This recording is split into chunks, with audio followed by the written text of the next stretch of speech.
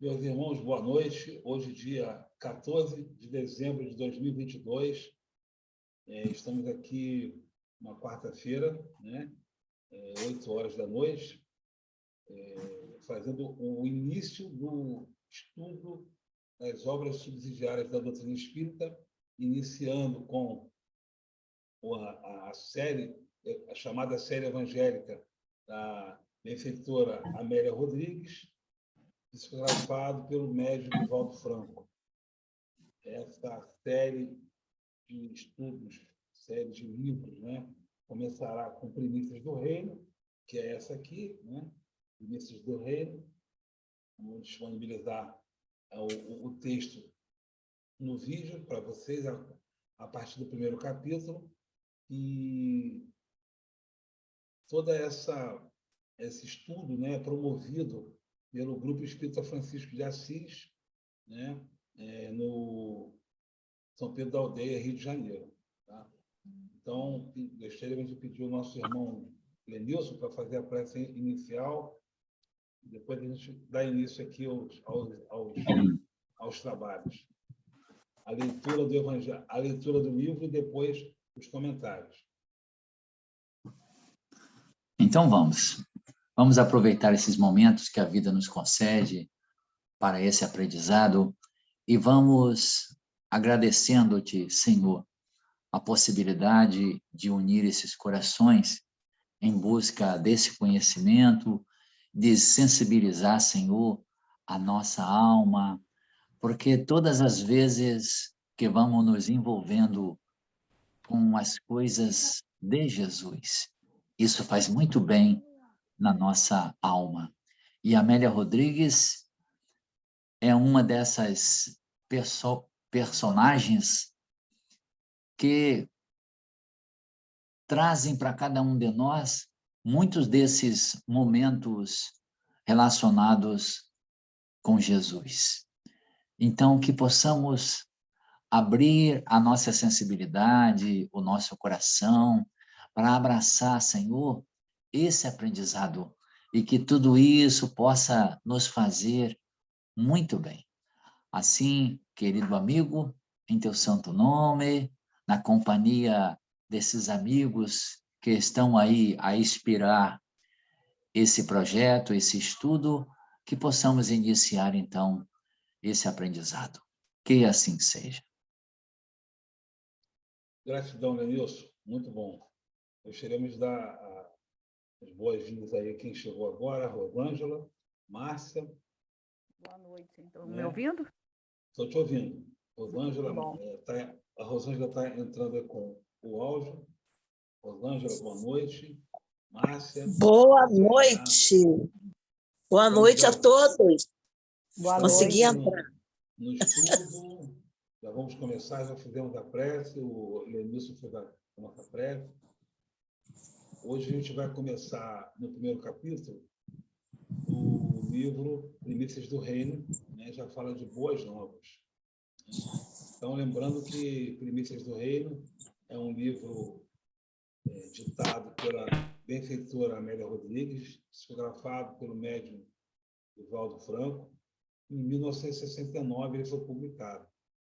Então, é um livro que são 10 obras dela que a gente vai iniciando, né? Começamos semana passada, mas hoje vai iniciar mesmo aqui, e a gente vai começar a fazer as leituras. Quem ainda não teve a oportunidade de ter um contato com essas obras vai perceber nitidamente que ela deixa assim praticamente o cheiro, o clima, aquela vibração da Galileia, dos primeiros cristãos, né? Que é justamente o objetivo da doutrina espírita, né? É a revivescência do cristianismo primitivo. Então, eu vou compartilhar aqui uma tela já do primeiro capítulo.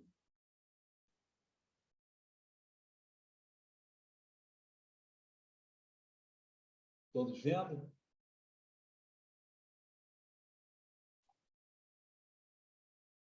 Já estão vendo aí? Sim. Dá para ler direitinho. Não é um capítulo grande, dá para a gente ler E alguma coisa aqui eu fiz umas... eu separei os sinônimos, porque a Amélia tem como é poetisa, né, escritora da Academia de Letras, ela tem uma linguagem realmente muito... não é que é difícil, é que nós não estudamos o suficiente para alcançar, né?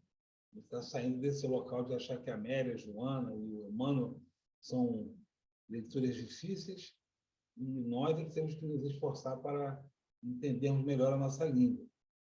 Porque existem termos e a sublimidade, né, pede, sublimidade do conteúdo. Então, vamos lá. As Boas Novas, capítulo 1.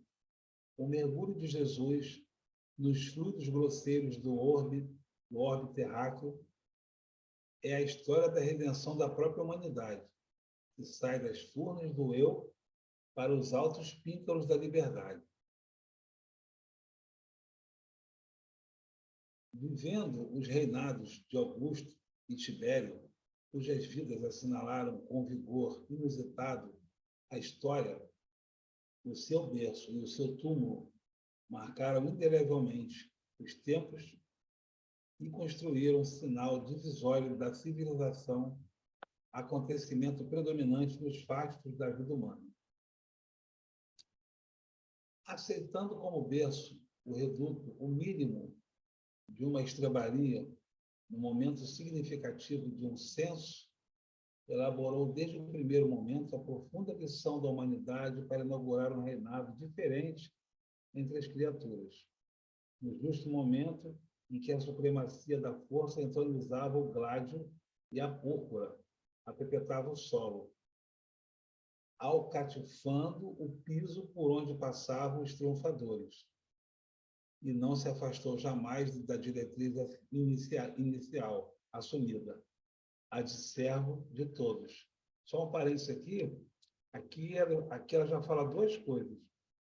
Lá no início, Jesus fez um mergulho, né, nesse mundo aqui que a gente está, né, e ele é espírito puro, né, então começa falando sobre isso, e essa é a redenção da humanidade, e depois ela já começa falando que o reinado diferente, está até em letra itálica, reinado diferente.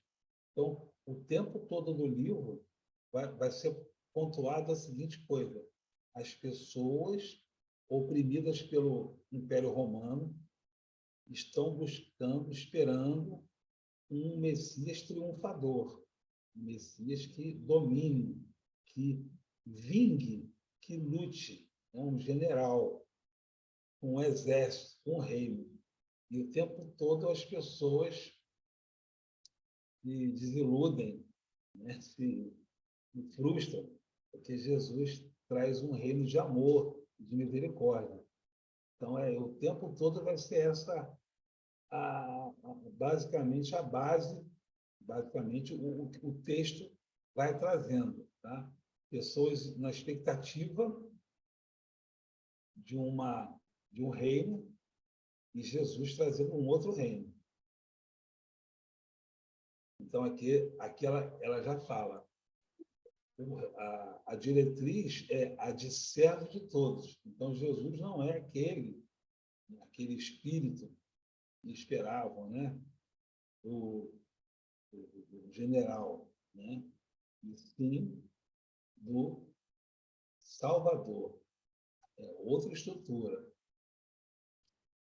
Acompanhando a marcha translocada do espírito humano, que se encontra atado aos sucessivos ciclos dos renascimentos inferiores, na roda das paixões escravizantes, fez que pioneiros embaixadores da sua morada o precedessem a cantar as glórias superiores da vida e do belo, para propiciar os sonhos de elevação e das ânsias sublimantes.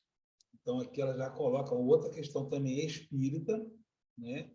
que os habitantes do planeta, no mundo de provas e expiações, estão aqui nas reencarnações, nos renascimentos inferiores, né? E Jesus é aquela figura que veio nos salvar. Então, aqui ela vai dar vários ministros, assim como diz o Haroldo, né? e dizia o Chico, ministros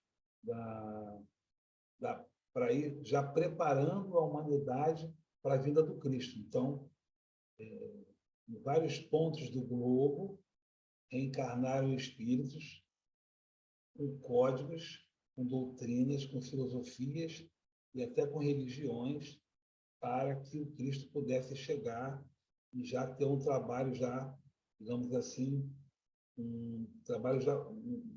uma humanidade já preparada para esses códigos de bondade e de amor, de misericórdia.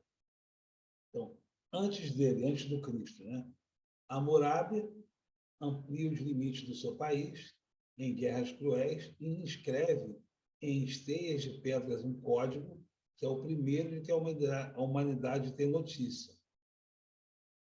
Krishna renova a doutrina dos Vedas, doutrina cujas origens se perdem no ignoto dos séculos e prega a imortalidade dos espíritos às vidas sucessivas. Espíritos e vidas sucessivas. Vocês veem que os espíritos reencarnados que trabalharam para a preparação da vinda do Cristo não necessariamente eram espíritos perfeitos. Não necessariamente eles tinham algum tipo de equívocos dentro da sua estrutura, mas, mesmo assim, eles contribuíram muito. Akhenaton introduz reformas expressivas na idolatria egípcia, inspirado por excelsos pensamentos. Abraão, ligado psiquicamente ao mundo espiritual, deixa a cidade de Ur e se torna o pai de um povo.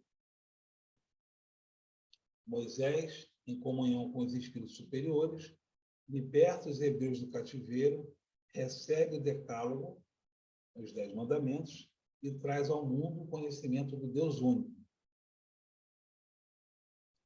Siddhartha Gautama, que é o Buda, né? Propõe-se a conquista do paraíso e ilumina-se, clareando a terra com as incomparáveis lições da renúncia a si mesmo, da paz e da concórdia. O Futse, que é o Confúcio, legisla moral, fidelidade, família e renova os conceitos sobre a vida. Então, vocês estão vendo que vários espíritos colaboradores do próprio Cristo, ainda que imperfeitos, trouxeram pontos, códigos, estruturas, filosofias para preparar a vinda do Cristo. Lao Tse compõe a experiência, as renúncias, compõe a experiência e as renúncias por meio de meditações profundas, o livro da vida e da virtude. Pitágoras, na sua admirável academia de Crotona, após a iniciação complexa, preconiza moral elevada, austeridade, pregando a doutrina dos renascimentos. Vejam que as estruturas já estavam sendo colocadas. Sócrates sintetiza as ideias do Oriente e inicia o período da filosofia nobre, alicerçada na mais elevada moral e na imortalidade da alma. E outros bióticos desfilam triunfantes, uns aniquilados, muitos ampliando os horizontes da Terra para a chegada dele. Alcibíades canta as musas e fomenta a guerra. Marco Aurélio registra os pensamentos que fluem da mente privilegiada sob elevada inspiração dos emissários sábios, enquanto peleja nos campos juncados de cadáveres. Periandro se eleva à categoria de um dos 7 sábios da Grécia e comete o solicídio ignominioso, que é o solicídio, quer dizer assassinar a própria esposa. Tá? Júlio César estrela aos pulsos o carro da destruição e se alça à condição de divindade.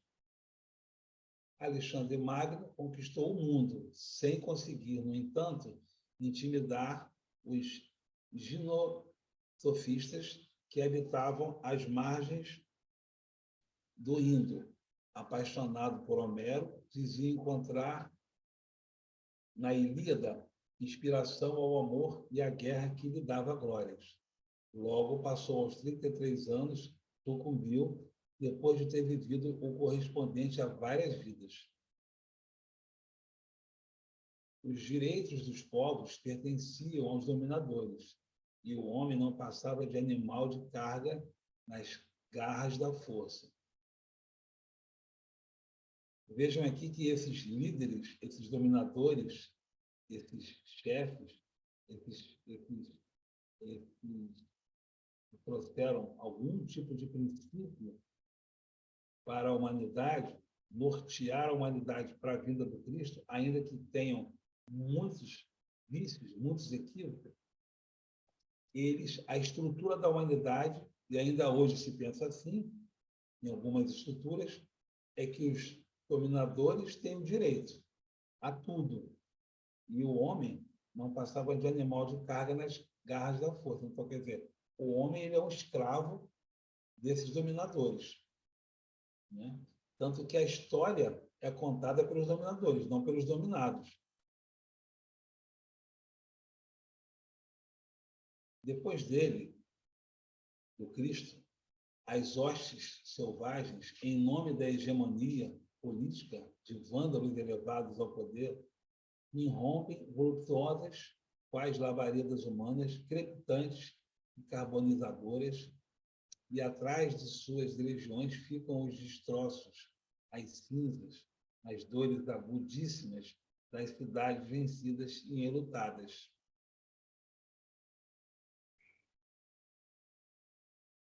Os triunfadores de um dia erigem monumentos à própria insânia, que a soberba qualifica de glória, mas que ruem quando os construtores se consomem.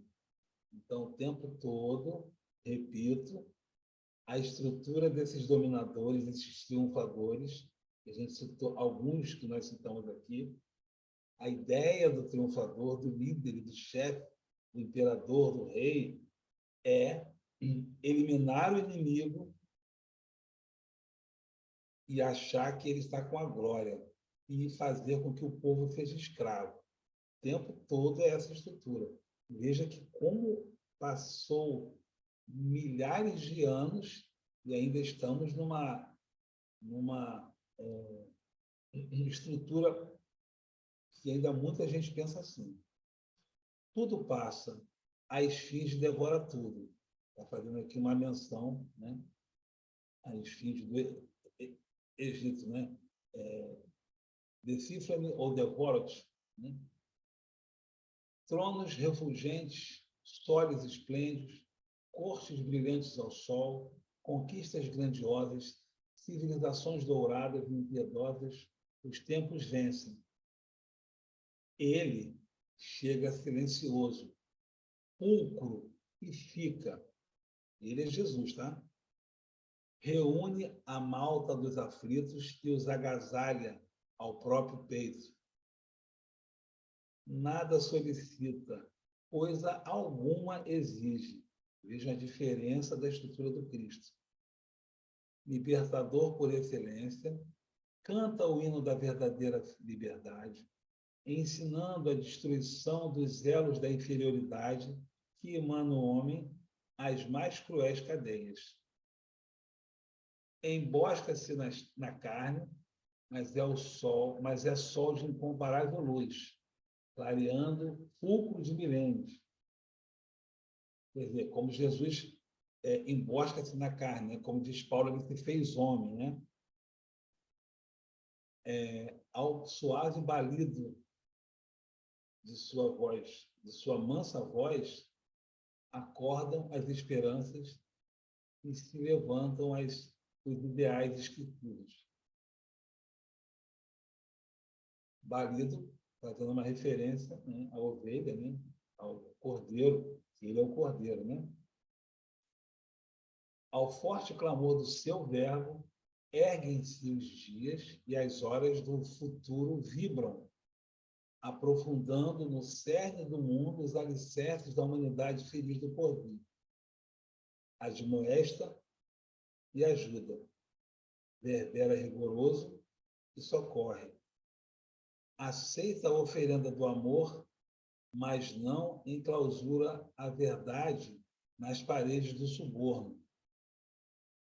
Rei Celeste comparte das necessidades dos pecadores e vive entre eles.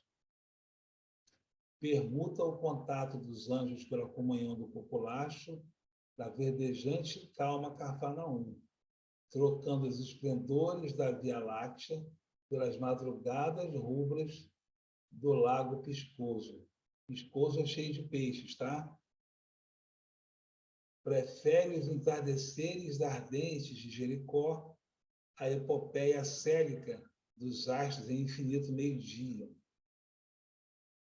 Aceita o pó das estradas vermas e calcinadas de Caná, Magdala, Dalmanuta e as suas fronteiras, que se perdem no sistema solar. Ele as estreita entre o mar e Hebron, entre a Síria e o país de Moabe. Deixa a gleba paradisíaca para tomar de um grão de mostarda e elaborar com ele uma cantata, sofrendo calor asfixiante, esfaimado, pede uma figueira, frutos que, fora da época, ela não os pôde dar. Está fazendo referência à passagem dos apóstolos da figueira que ele pede o fruto, ela está fora do tempo, e no dia seguinte eles passam, ela secou, né? E os apóstolos falam, equivocadamente, que Jesus a amaldiçoou, dentro da linguagem do entendimento deles, né? E aí ela já começa, a Amélia já começa a dar uma estrutura para a gente, e a figueira que não dá fruto, ela vai secar. E somos nós. Senhor do mundo, causa anterior existente, deixa-se confundir na turba, na multidão esfarrapada, que em fúria busca o amor sem saber identificá-lo. Na multidão, sim, na qual, sofrendo, encontra a razão do seu glorioso martírio. Entre os sofredores, canta as mais eloquentes expressões que o homem jamais ouviu. As suas boas novas são boas notícias, né? Notícias alvissareiras, notícias libertadoras, né? As suas boas novas são orquestradas pela musicalidade espontânea da natureza, no cenário das primaveras e dos verões, entre as aldeias e o lago, no coração exuberante da terra em crescimento. E o que ele recebe, né? Por trazer uma boa nova para nós nos libertar. É traído, magoado, encarcerado, vencido numa cruz, elege uma tranquila e luminosa manhã para ressurgir, buscando uma antiga obsidiada, Maria de Magdala, né?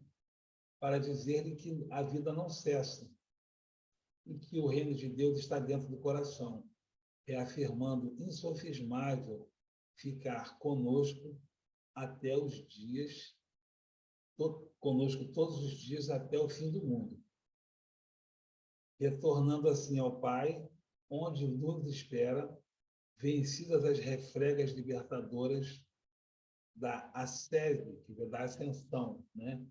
Em que hoje nos empenhamos com sofreguidão. E assim terminamos a leitura do primeiro capítulo da Amélia Rodrigues, do livro Primícias do Reino, chamado Boas Novas, né? E aí, espero que todos tenham ouvido bem o que eu falei, a leitura, e queria abrir aqui para todos comentarem, acharem qual foi a impressão que vocês tiveram desse primeiro contato com a Amélia, nosso, né?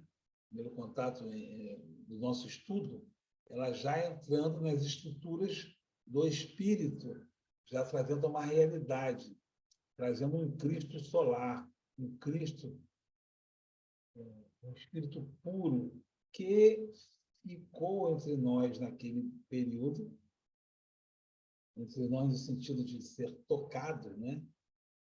E ali ele trouxe para a gente lições que estão até hoje, tanto que a Terra é antes e depois do Cristo, tal a importância da sua presença entre nós. Alguém quer comentar?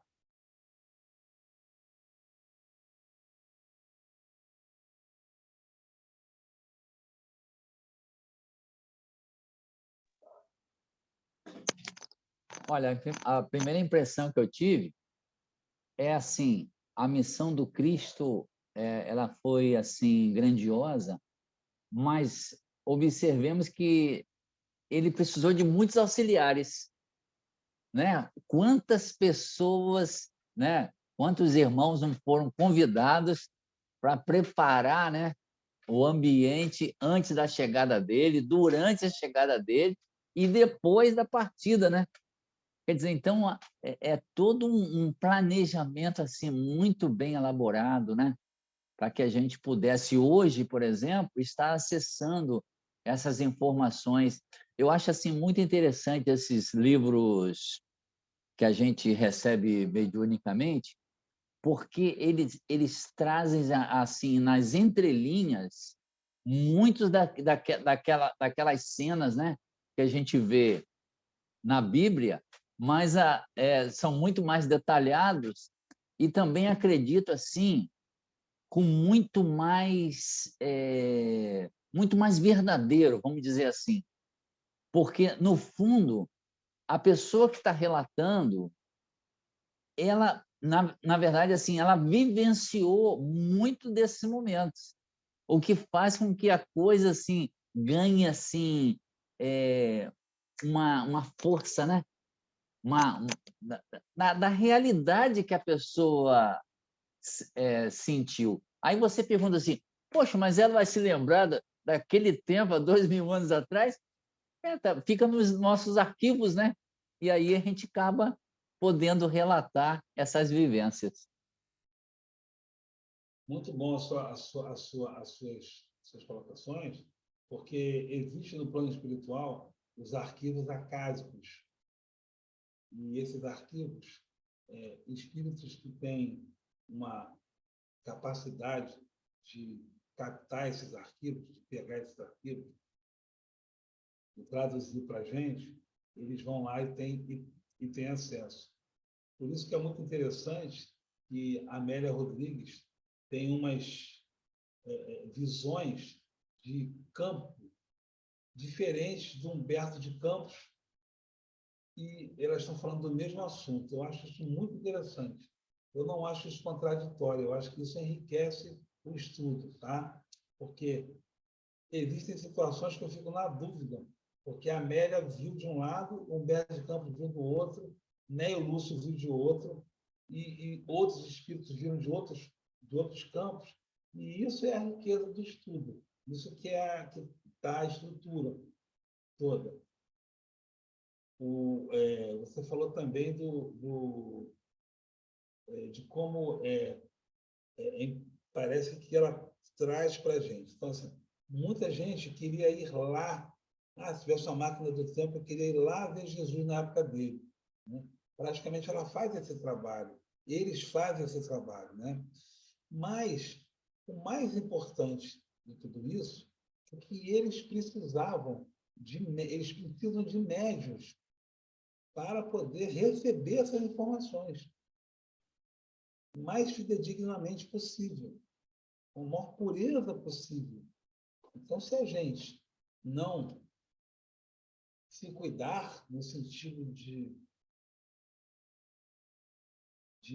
orar e vigiar, né, a gente nunca vai receber esse tipo de informação. Então, precisou ter médiuns como Chico, Edivaldo e existem outros tantos que recebem essas mensagens para poderem traduzir para a gente e passar para a gente. Então, como você bem falou, Lenilson, não é só uma pessoa que faz a coisa acontecer. Não é só o Divaldo. Né? Tem a Amélia Rodrigues. Acreditamos que a Amélia Rodrigues tem uma equipe de espíritos. Acreditamos que o Divaldo precisa de uma equipe de pessoas para trabalhar com ele. Acreditamos que existe a editora. Né? Então, tem todo um trabalho aí tem toda uma estrutura para poder possibilitar a vida de uma obra dessa natureza. Não é só... Divaldo escreveu, tá? Mas e aí? O Divaldo recebeu, porque ele teve condições fluídicas de receber. Foi uma tarefa, foi uma missão, e teve uma equipe para fazer. Da mesma forma que Jesus também, né, veio pessoalmente tratar do assunto redenção, salvação, e utilizou toda uma equipe de espíritos da época para fazer isso, encarnados e desencarnados. E aí, toda vez que você fala isso, Lenilson, eu faço um espelhamento com os dias de hoje. O que a gente está fazendo hoje em termos de oração, vigilância, trabalho, caridade, para poder receber esse Cristo e representá-lo aqui, né? Como Paulo disse, somos cartas vivas do Cristo. Será que a gente está sendo essas cartas vivas? Você quer falar, né?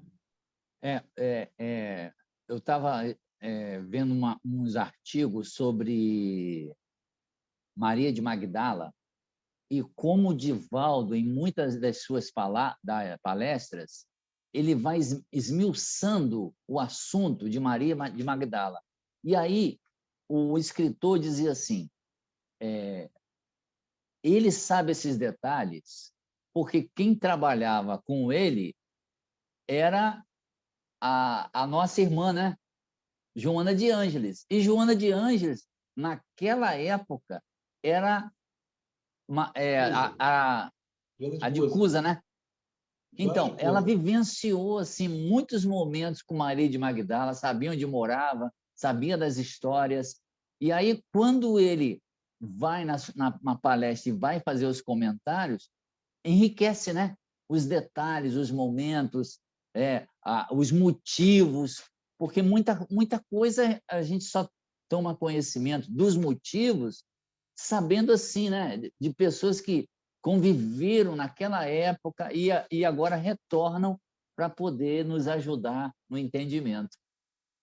Muito bom você lembrar da Joana de Cusa, porque ela tinha condições financeiras, porque o marido dela era um industrial, servia a César, e enquanto ela pôde ajudar a Casa do Caminho depois, ela ajudou, né? E financeiramente para que a coisa se estruturasse. E não só isso, né? Mas ela estava com Maria, mãe de Jesus, ela estava com outras irmãs lá quando foram ver o túmulo do Cristo, né? E aí elas foram, depois a gente vai ver, né? Que elas saíram e aí Magdala ficou sozinha. E aí Jesus se apresenta para Magdala. E também elas estavam lá na hora da crucificação dele, acompanhando, né? Naquele terrível acontecimento. Então, elas estavam lá com ele, elas eram muito unidas. Né? Estava Magdala, Maria, Joana de Cusa, né? Estava uma série de pessoas que foram beneficiadas, né? E trabalharam para o crescimento do Cristo. Eu acho que a Lucia, você quer falar, Lucia, alguma coisa? Tem que abrir o microfone aí. Tem que abrir o microfone. Eu estava aqui pensando que aqui quase no finalzinho, quando aparece aquilo a que ele deixou lá para estar junto com a gente, né? Quando ele diz, ele troca o contato dos anjos para estar com a população, prefere às tardes, aos astros, aceita o pó das estradas. Essa é bem assim, quase no final, né? Página 31. Não, é antes. É antes. Deixa a greva para a cria. Isso. Ele fica entre a multidão, você vê aí, deixa Senhor do mundo, né? Ele deixa se confundir com as pessoas em busca da multidão, sofrendo enquanto encontra a razão para o seu glorioso martírio. Aceita o pó das estradas, entende? Então, ele troca tudo que ele tinha de bom e vem para nós. Era coisa de muito amor, de muito querer estar junto conosco, né? Sabendo que era uma luta grande, né? Que ele teria uma grande luta pela frente, né? Mas ele foi esse amor que vai além do que a gente consegue imaginar. Eu acho que vai muito além. Eu acho interessante isso, quando ela fala aqui que ele abriu mão de tudo aquilo em benefício de estar com a gente, né? Em momentos tão difíceis, porque a vida não era fácil, tudo ali era muito complicado, mas eu estava observando isso aqui junto com o Armando. Exatamente. A graça, né, da coisa, graça com G maiúsculo, né, a nossa redenção, a nossa salvação, é justamente essa troca que Jesus faz, de onde ele está para onde nós estamos, né? E ele continua, e ele promete que estará conosco até que nenhuma das suas ovelhas se perderá. Então, mesmo que as ovelhas aos quais ele se refere, que somos nós, encarnados e desencarnados, não alcancemos a promoção do planeta de provas e expiações para um planeta de regeneração, todos nós que não estivermos com alcançando essa promoção, estaremos num outro planeta, provavelmente, por lógica, um outro espírito, um outro Cristo lá cuidando de nós, né, com a humanidade dos espíritos puros, e provavelmente, quando nós nos conseguimos a redenção, eu digo nós, quem for, né? Não sei se eu vou, a pessoa que conseguir fazer a redenção, ela voltará para o planeta Terra, assim como os egípcios lá de Capela sabiam exatamente o que estavam fazendo aqui e deixaram muitas obras em gratidão ao planeta. Queria falar aqui sobre a Renata, que falou aqui no nosso chat. A gente consegue até ver quando ouve o Divaldo falar. Exatamente, Renata. Quando a gente está vendo a palestra do Divaldo, a gente consegue visualizar os momentos. É impressionante a capacidade que ele tem, né, de plasmar e a gente conseguir ver, né, imaginar, mentalizar os momentos do Evangelho, as situações. Muito bem lembrado, Renato. Muito bom. Então, eu costumo dizer que a gente está começando a entender o processo. Intelectualmente, nós já entendemos há algum tempo, intelectualmente. Mas ser cristão, ser do Cristo, entregar-se ao Cristo, aí é uma outra estrutura. E eu gosto muito também da comparação que a Amélia faz durante esse capítulo dos outros líderes, né, dos outros filósofos, dos outros que até generais, né, e sempre eles estão ali para terem servido. E o povo é o escravo. No caso do Cristo, não. No caso do Cristo ele veio para servir e nos convida a estar com ele no reino. E mais, o que é absolutamente, do ponto de vista da Terra, absolutamente surpreendente. Ele chega a falar: podeis fazer o que eu faço e até muito mais, fazer brilhar a vossa luz. Quer dizer, ele nos convoca, ele nos conclama, ele nos convida à transformação, dizendo que ele não está acima de nós, no sentido vibratório, eternamente. Que se nós quisermos, a gente consegue estar onde ele está e até mais do que ele. Veja, nenhum outro líder falou isso. Sempre é assim: ó, eu sou superior. Vocês são meus discípulos, meus apóstolos, meus asseclas. Vocês têm que me servir. Eu sou emissário da palavra de Deus. Eu estou acima de vocês. Jesus nunca falou isso. Nunca falou isso. É impressionante a capacidade, a humildade, né? A entrega, o amor, né? Com o qual ele faz isso, sem ferir o nosso livre-arbítrio. Porque é importante a gente lembrar que Jesus nunca usou de violência para conosco. Isso é uma outra coisa que muitas pessoas têm traumas de algumas religiões que forçam ou forçavam, né, até torturavam pessoas por não aceitarem a visão do Cristo que elas tinham.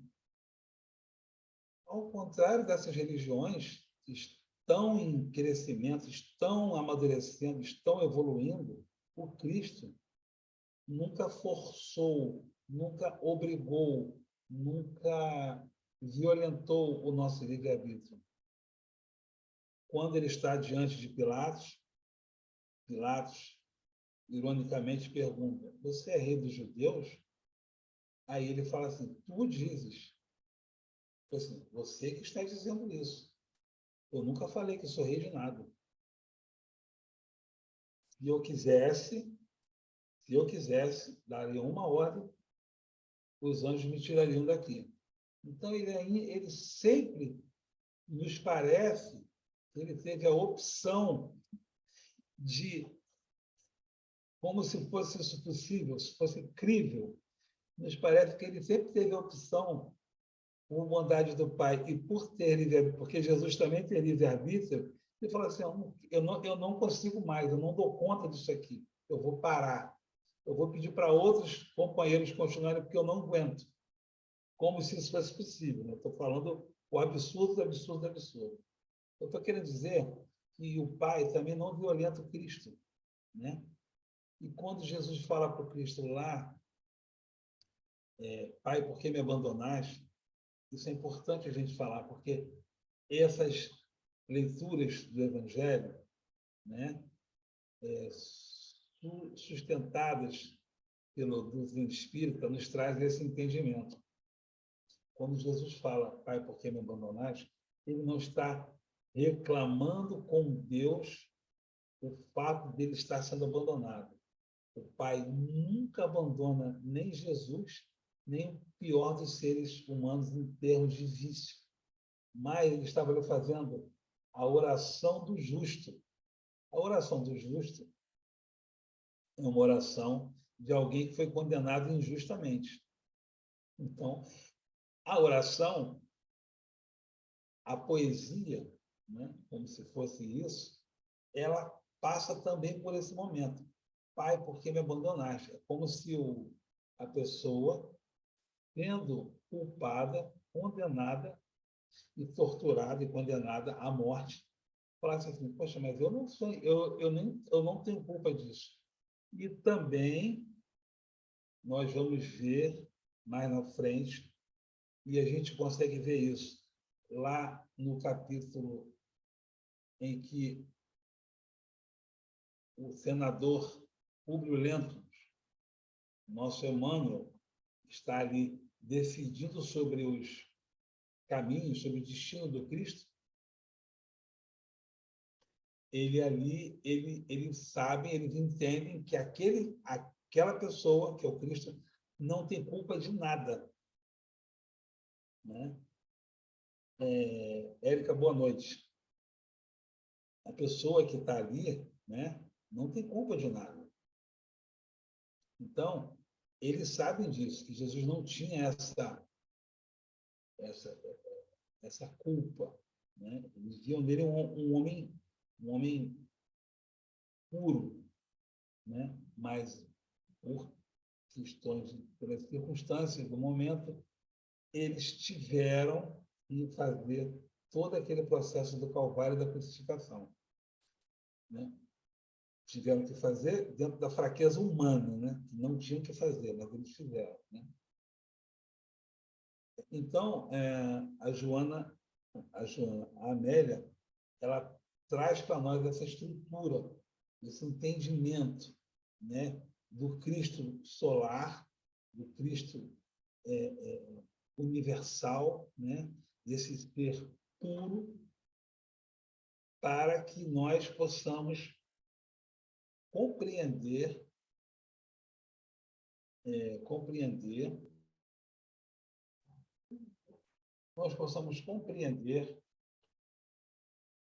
quem é este ser, o que é este ser, porque o tempo todo a gente fica sem saber o que ele é. Ele traz uma proposta salvacionista. Ele quer nos salvar. Ele promete, Pai, que nenhuma de suas ovelhas se perderá.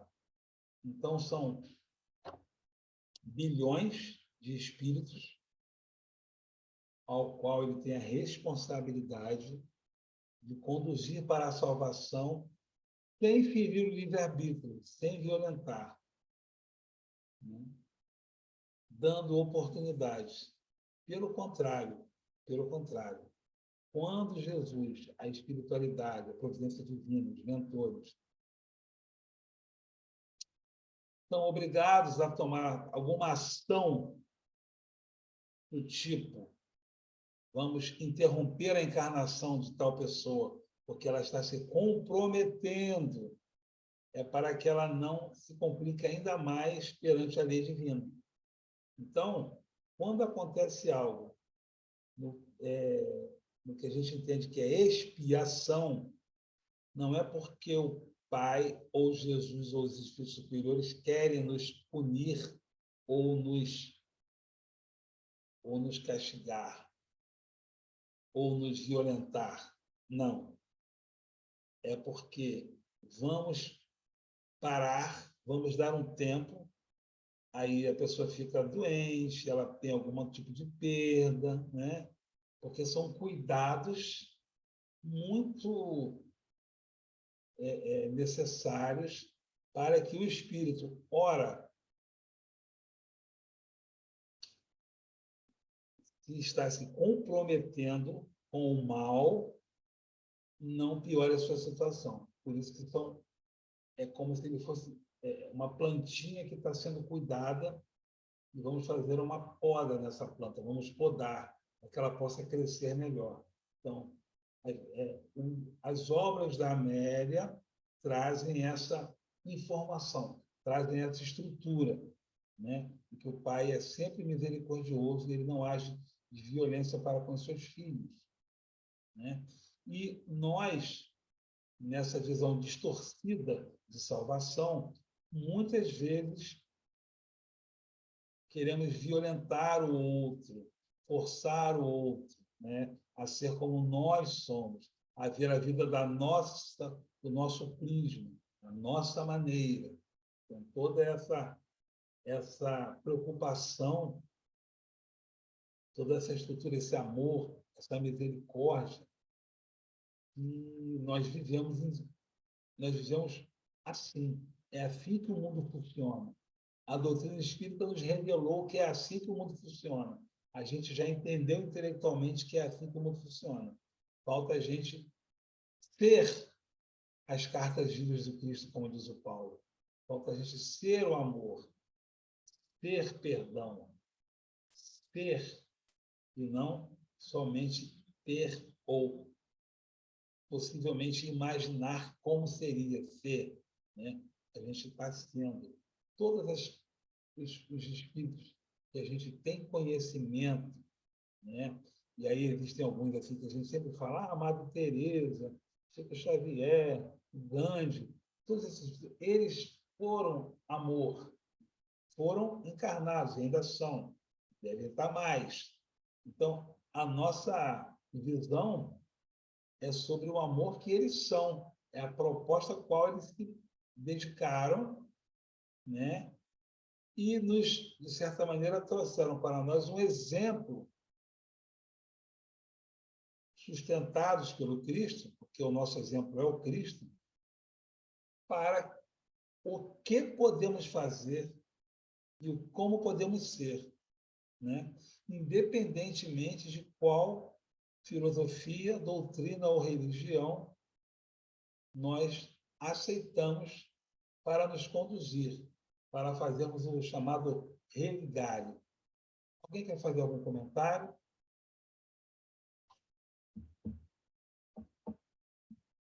Vou continuar a falar, hein? Se vocês não me frearem, eu não tenho... Eu pensei numa... Diferentemente dos espíritos superiores, eu falo até não aguentar mais. Fala aí, Vinícius.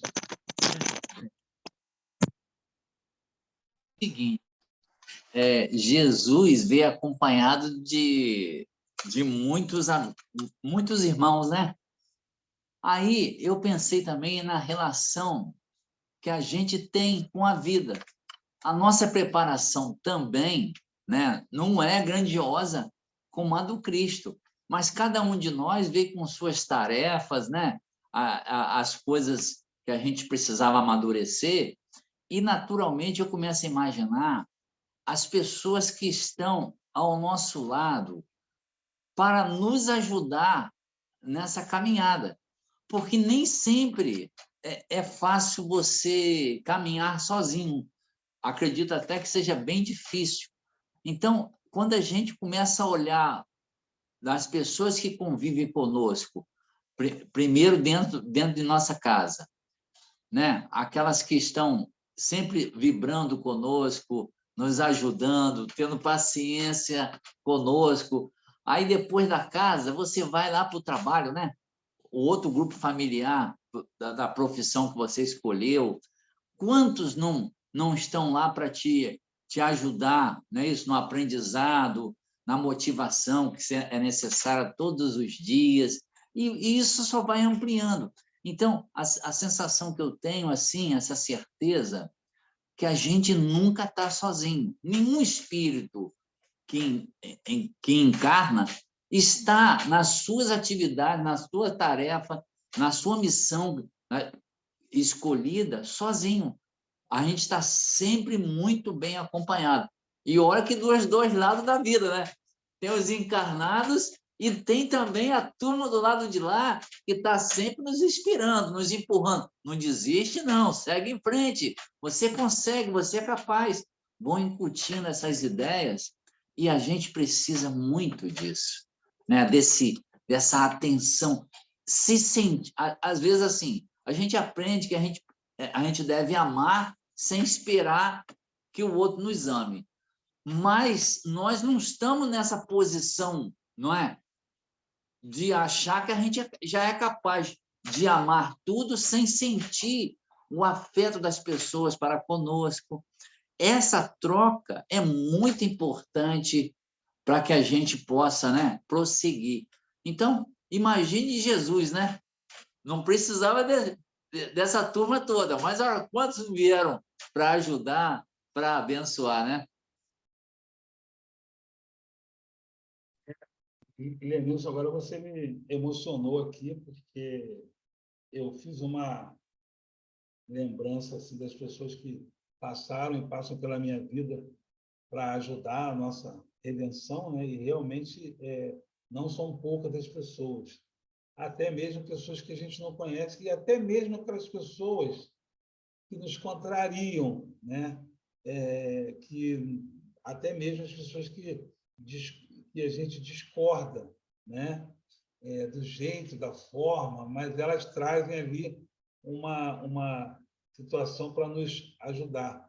A impressão que eu tenho é que o universo, essa é uma impressão que eu acho que é verdadeira. O universo todo ele vibra, né, para a nossa purificação e para a nossa redenção espiritual, para a nossa evolução espiritual. Então, tudo que acontece ao nosso redor, absolutamente tudo, é para nos redimir, é para nos impulsionar, né? A gente vive a lei da impermanência. Nada do que foi será do jeito que já foi um dia, dizia o poeta. E, de fato, nada, você não consegue voltar a ser aquela pessoa que você foi antes, graças a Deus, porque as coisas mudam mesmo o tempo todo. São 8, no meu relógio aqui são 9h02. A gente começou o estudo 8 horas. Já passou 1h02. Nós já somos outras pessoas, somos outros espíritos. A gente já fez uma evolução, uma transformação. Faixas de entendimento foram atingidas. Ampliações de mentalidade foram atingidas aqui.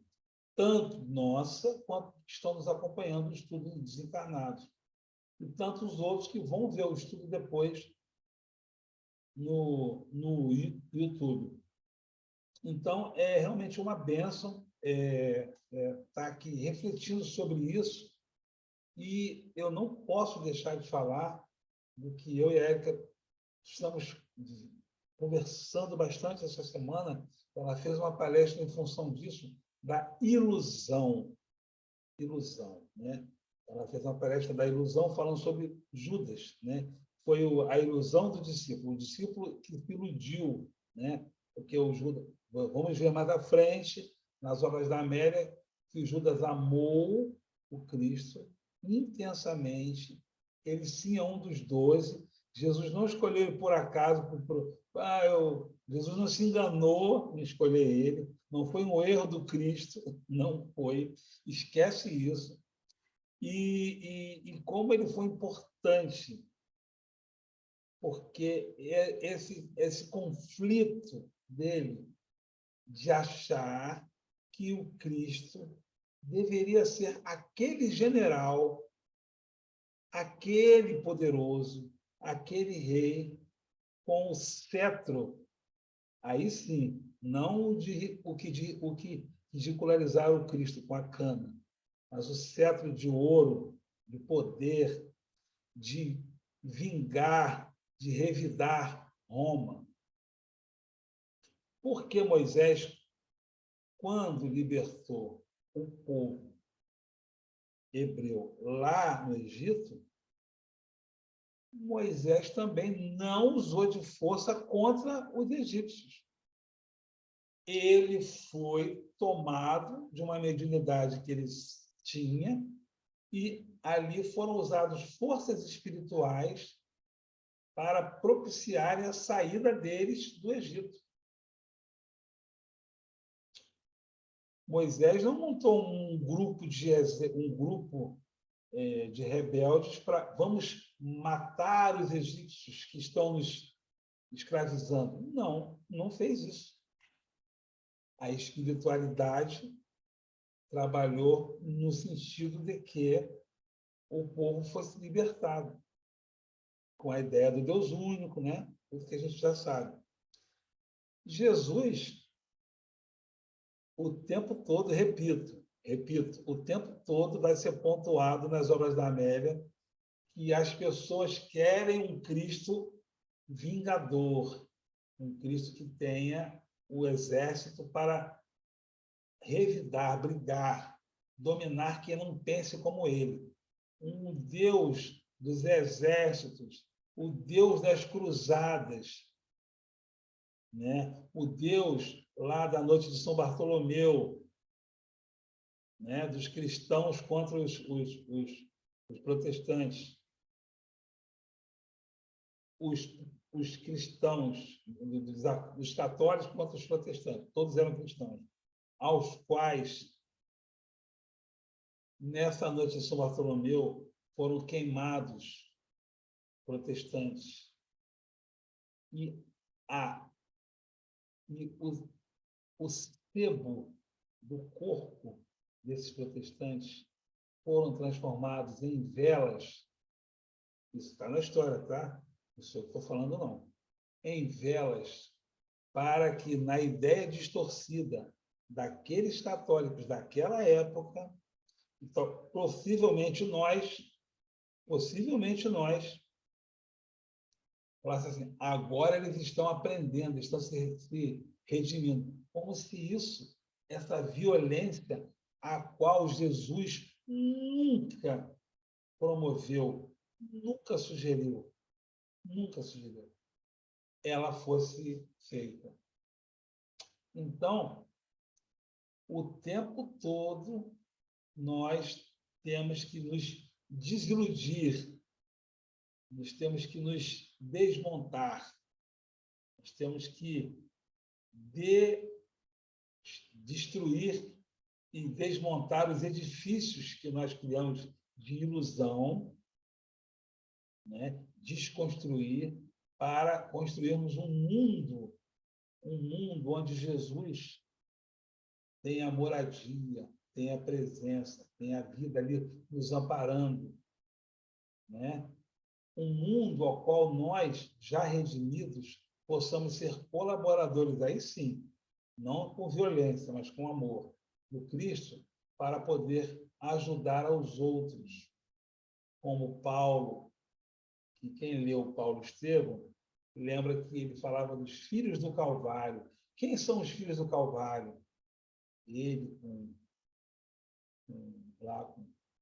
Pedro, né, com Tiago, cada um na sua diferença, na visão diferente do Cristo, né? Mas todos ali em função de colaborar para que Jesus possa nascer nos corações.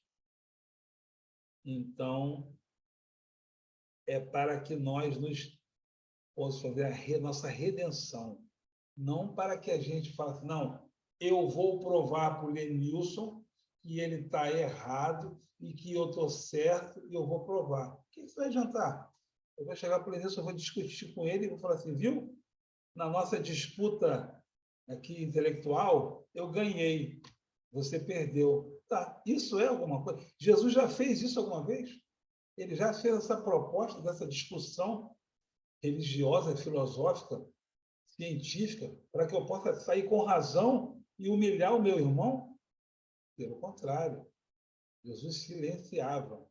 E falando de Divaldo, toda vez que ele era caluniado, Joana falava, ele brigava com Joana. Joana, eu brigava, Joana, eles estão falando de mim, eles estão falando uma coisa que eu não sou. Ela silencia e trabalha.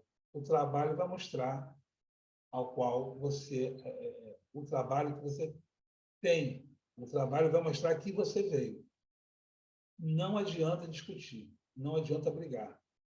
E olha que Divaldo é um espírito imperfeito, ainda assim, ele tem uma obra fantástica, incontestável, de caridade literária, de palestra. É assim, os números são impressionantes. Eu quero adotar uma criança com Érica. Ele adotou centenas. Eu queria fazer um livro. O cara fez 1.000, 2.000. Então, assim, não tem como comparar, né? Tal, mas ainda assim ele se sentia ali moído no seu amor próprio, né? Que a gente chama de amor próprio, né? E, na verdade, é o ego ali falando, né? Bem alto, como a Joana nos ensina. Então, a estrutura que a Amélia traz para a gente desse evangelho é esse evangelho que a doutrina espírita nos convida, né? Dos primórdios do cristianismo, o cristianismo primitivo, né? A revivescência desse cristianismo, né? É Jesus convidando 1, 2, 3, daqui a pouco eram 12. Quando Jesus voltou para a pátria espiritual, ele ali já tinha 500, lembra? Os 500 da Galileia? Já tinha os 500. E esses 500 foram se espalhando pelo planeta.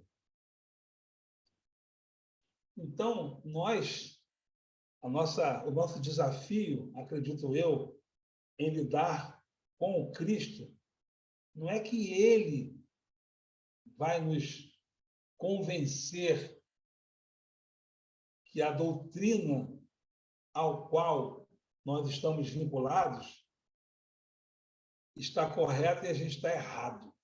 Não é somente isso. É a gente, por amor, aceitar e desmontar, e desfazer, e desconstruir, né? Se permitir chorar e falar, gente, até agora eu estava assim, eu preciso alterar o meu rumo. Esse é o verdadeiro batismo. O batismo é todo dia, não é só lá com água, ou com fogo, ou com rituais. Não é somente esse batismo. É na hora que você fala assim, eu entendi que eu estava fazendo uma coisa, eu estava errado, e agora eu aceitei essa proposta do Cristo e vou fazer desta maneira. Esse batismo é o que vai transformando, vai mexendo com a gente e incomoda. Mas os Espíritos nos dizem que não é que é difícil evoluir. Nós é que, pelo nosso livre-arbítrio, saímos do caminho desviamos tanto do caminho, como o filho pródigo que todos nós somos, que agora no nosso retorno parece mais difícil, parece mais desafiador, né? Lindomar Palmeira, boa noite, irmão. Bem-vindo ao nosso grupo de estudo da Amélia Rodrigues. Então, é isso. Alguém quer comentar alguma coisa? Eu queria só lembrar. Pois não. Sou eu? Pode falar. Eu queria só lembrar de Chico Xavier, naquela música Irmão Chico, quando ele fala que quando acusado usou amor, caluniado usou perdão, e quando traído usou a voz do coração, a luz do coração. Quando atacado, ele sorriu, elogiado, ele nem viu. É isso que falta na gente, essa sensibilidade de tomar a atitude certa no momento em que nós somos, sei lá, quando as pessoas se aproximam e a gente precisa tomar alguma decisão. É essa sensibilidade de Chico que é surpreendente para mim e que a gente tem que cantar, né, Gilbert? É isso aí. Temos que cantar. Temos que cantar, e o Chico Xavier também foi caluniado, né? Houve uma intriga contra ele, quem viveu na época sabe, quem leu a história sabe também, e ele se manteve o tempo todo ali fiel ao Cristo. Isso é muito relevante em termos de referência para a gente, né? Porque nós não podemos cair, né, no exagero de, vamos dizer assim, santificar Chico ou Divaldo, né, que são grandes referências para a gente, mas sim tê-los como pessoas que realmente aceitaram a missão e como colaboraram e colaboram, mesmo Chico desencarnado, para a nossa redenção. Quer dizer, eles aceitaram a proposta, foram com Cristo, se transformaram em cartas vivas do Cristo, como diz o Paulo, e a gente olha para eles, a gente lê o Evangelho. É isso que é a proposta. Agora dá vontade de chorar. Porque eles, você olha para eles e fala, você lê o Evangelho deles. Quando você olha para alguém, o que você lê na pessoa? Qual é a leitura que você tem na pessoa? Então, a gente começa a ter que fazer essa desconstrução, entender o que estamos fazendo aqui, ou por que estamos aqui, né? Gratidão, Lindomar, também. Muito obrigado. Então, já estamos aqui muito felizes com essa reunião, com esse entendimento, com essa estrutura, né? Nossa reunião, muita gente colocou no grupo que não pôde participar, mas vai participar, mas vai ficar disponível no YouTube. Então, agradecemos aí a presença de todos. Lindomar, quer falar alguma coisa? Você que chegou agora? Eu quero dar boa noite, né? Gratidão por participar, por poder beber nessa fonte de Amália Rodrigues. É muito importante. Acabei de fazer um estudo lá, participar do estudo que eu participo de outro estudo, às quarta-feiras, que é do grupo de Eurípides Barçanufo. É um núcleo que tem na Vila Sapê. Eu sou do Leão Denis, né? Mas aí, na pandemia, eu parei, e como eu tenho amigos lá também que migraram para lá, então a gente, espírita, trabalha onde tem trabalho. Então, onde tem trabalho, a gente trabalha. E eu pegando esse teu gancho aí, rapidamente, nós falamos lá do Evangelho. O Evangelho, ele faz a gente chorar mesmo, ele mexe com as nossas estruturas, né? Ainda mais quando vem a revelação através de Kardec, aonde Jesus dá a missão a ele dele bater mais forte na gente, né? Ele trazer com mais ênfase. Eu até falei lá, até brinquei no grupo lá, sobre o Evangelho, é que quando o Espírito atingiu a sua maioridade, Jesus falou, aqui está o roteiro, ó. Vamos embora. Então é isso aí, estou muito feliz e a energia é boa. Gratidão. Muito obrigado mesmo pela sua presença, pelas suas palavras. E é isso mesmo, né? Cada vez mais a gente vai estudando, lendo, né? E fazendo essa desconstrução que a gente achou que era dessa forma. Existe uma proposta, né, do Pai, do Cristo, dos mentores para a nossa redenção, mas a gente quer fazer a nossa maneira, simbolicamente falando, né, lá na Adão e Eva, vocês têm esse paraíso todo aqui, menos essa árvore. Só essa que não pode. É essa que eu quero. Então, a gente é essa rebeldia. A gente é essa rebeldia. Não deveria ser, mas a gente está fazendo a mudança, alterando os rumos. E esses espíritos, Amélia Rodrigues, Joana de Anjos, Emmanuel, né, André Luiz, Eurípides Barçanufo, ao qual você se referiu, o próprio Francisco de Assis e tantos outros, eles já vivem em função de servir. Viver Menezes, quer vir para cá? Aqui é mais tranquilo. Não, vou ficar aqui mesmo na Terra.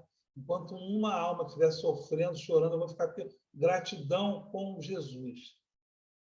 Será que todos nós recusaríamos um convite para ir para um lugar, não que seja mais fácil, mas que tenha menos, vamos dizer assim, vamos usar a palavra, que não tenha expiação, na maneira que a gente entende, sofrimento, essa violência? Será que a gente não gostaria de estar lá, num paraíso, no que a gente chama de qualidade de vida, no que a gente acha que é qualidade de vida? A gente tem um monte de conceito. A gente tem um monte de conceitos que a gente deve questionar se isso são conceitos realmente profundos, eternos e salvadores, né? Então, ao longo dos textos, a Amélia vai nos trazendo informações para nós nos desmontarmos e aceitarmos esse Cristo. Gostaríamos de pedir à nossa irmã Rosângela, hora de terminar. Sim, senhora, dona Érica. A nossa irmã Rosângela, para fazer a nossa prece final. Sim. Então, Já estamos terminando. à sua disposição. Pois não.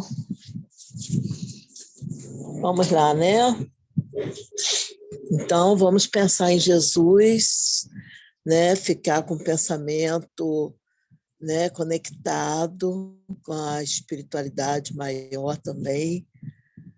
E agradecer por esse momento de reflexão, esse momento de estudo, né? Porque o estudo é muito importante para a nossa vida, é através do conhecimento, né?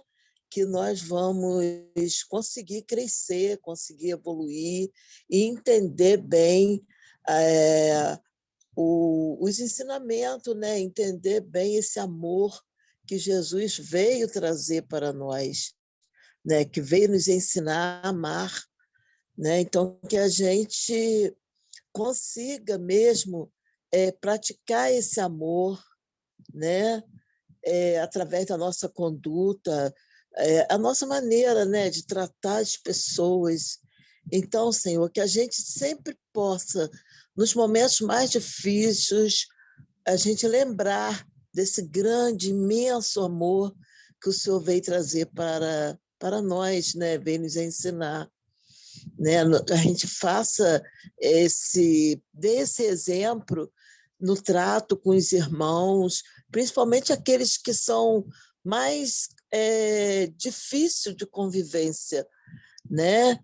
A gente se colocar no lugar do outro, né? A gente fazer a mudança em nós, que quando a gente muda o outro também, né? O nosso comportamento, o nosso jeito de ser muda o outro. Então, a gente tem que fazer essa mudança em nós para que consiga conviver com os irmãos, um amparando o outro, um escorando o outro. A gente não tem tudo, Senhor, nessa vida, mas um pouquinho que um tem, o outro não tem, então a gente vai, né, um ajudando ao outro, com amor, com carinho, com humildade. É disso que precisamos, né? É assim que se começa, com a humildade. Então, nós só temos a agradecer por este momento de prece, de oração, de aprendizado, de reflexão, que a gente possa levar para a nossa vida, para o nosso dia a dia, este amor tão grande que o Senhor veio trazer para nós, né? Que a gente possa mesmo aprender a amar. Amar como Jesus amou.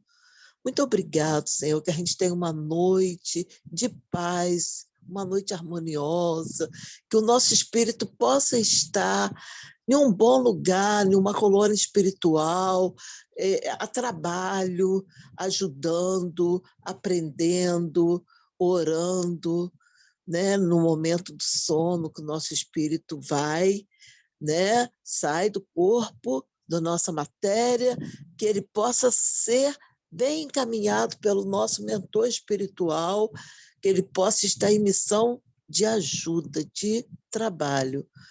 Obrigado, Senhor. Só tenho a agradecer. Muito obrigado. Glória a Deus por mais este momento. Que assim seja. Graças a Deus. Gratidão, Rosângela, a todos que compareceram aí e até os que não puderam comparecer, aqueles que estão assim, que vão ver depois, né, o estudo. Nosso muito obrigado, nosso boa noite, e quarta-feira que vem estamos juntos, na paz do Senhor, tá bom? Boa noite a todos. Boa noite. Muita paz. Boa noite, gente. Boa noite a todos. Obrigado. Boa noite. Boa Boa noite. noite. Obrigada pelo Muito estudo. obrigado. Boa Obrigado noite. pela oportunidade. Muito obrigado.